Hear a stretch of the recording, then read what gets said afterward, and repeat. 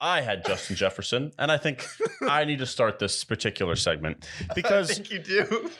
because just a rundown of my team for those who don't know. I had Jalen Hurts as my QB. Woof. Didn't play this week. Whoops.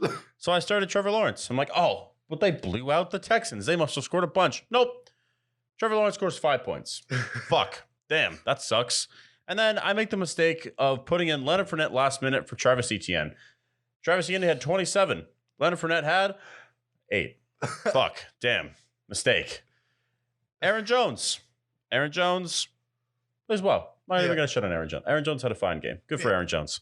And then I'm like, you know what? It's okay because I have Justin Jefferson. And if there's anybody I can trust to get 30 points, it's Justin Jefferson.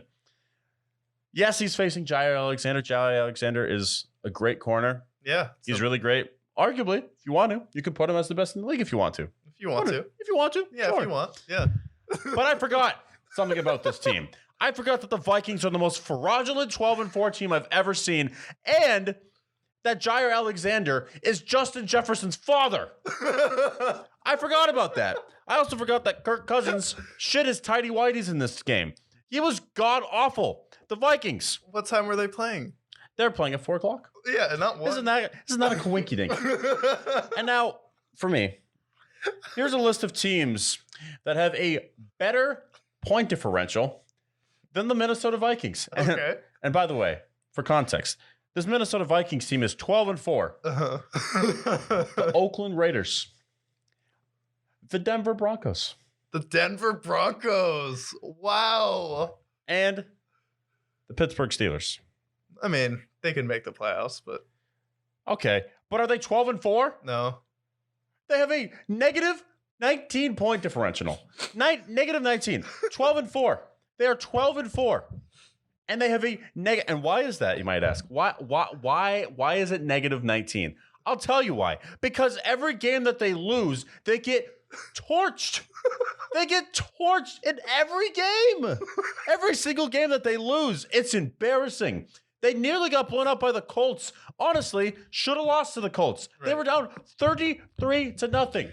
You know who hasn't been down 33-0? Insert every other fucking playoff team. Every other team has not been blown out by 33 points. Especially against the Colts, who are going to be a top 5 team this year. They're going to be drafting CJ Stroud and one of those guys. But this game was not just played by the Vikings. This game was also played by the Packers. And you know what? This Packers team, Aaron Rodgers, somehow, some way, they were 4-8 and now they're 8-8. And if they win next week, they're in the playoffs. How did this happen?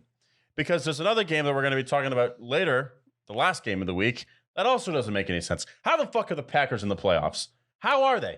How are they in the playoffs? Because all year they played like ass. The Packers, the Bucks, and the Steelers. Yeah. Why are they in the playoff mix? Why are arguably all 3 of them going to end up in the playoffs? How does that make any sense to me? The Packers, their defense has played very well. Their offense, moving good enough. But I'll let you talk.